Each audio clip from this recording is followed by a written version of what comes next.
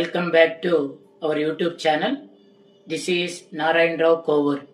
In this video, we are going to explain methods of measurement of price elasticity of demand. So, today's our topic is total outlay method.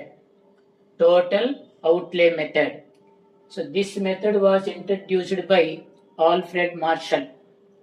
This method also known as total expenditure method from the point of view of buyer and total revenue method from the point of view of seller. So this method also known as total expenditure method and total revenue method. Next, total revenue or total collections is equal to total revenue or total collections is equal to price into quantity sold by a seller.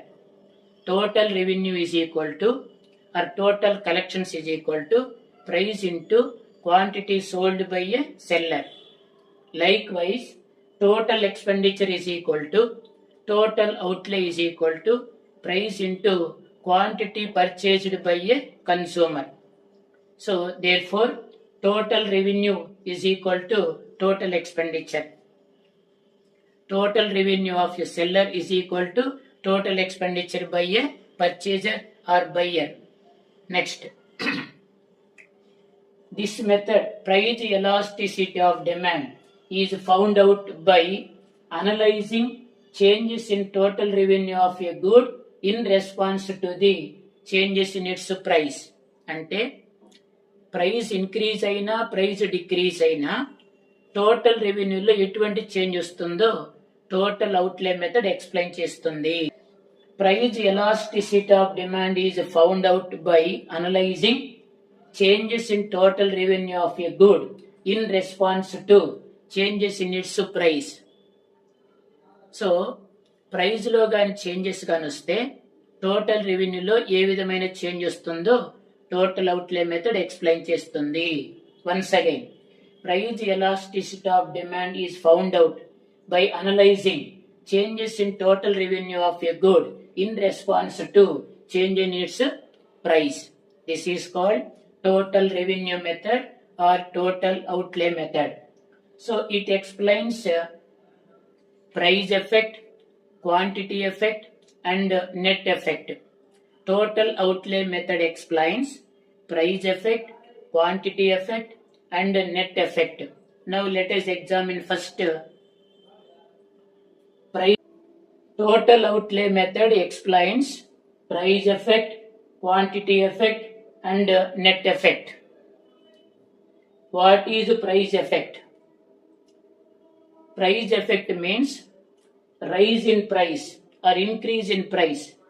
As a result of that, each unit sold at a higher price. Each unit sold at a higher price.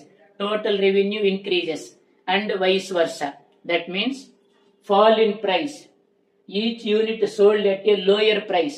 Total revenue decreases. Next, quantity effect. Quantity effect means rise in price. As a result of that, fewer units are sold, less units are sold. Total revenue decreases and vice versa. That means fall in price. So more units are sold. Total revenue increases. It is mainly based on quantity. That is called quantity effect. Next, net effect on total revenue. Net effect on total revenue depends on which effect is stronger. If the price effect is stronger, net effect is equal to price effect. If quantity effect is stronger, net effect is equal to quantity effect. So net effect on total revenue depends on which effect is stronger, that is price effect or quantity effect. Next, this method explains three types of demand. One is inelastic demand, second one is elastic demand, third one is unit elastic demand.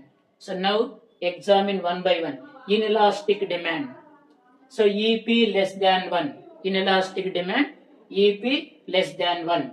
So it means an increase in price increases total revenue and vice versa. Price ki total revenue ki positive relation untundi.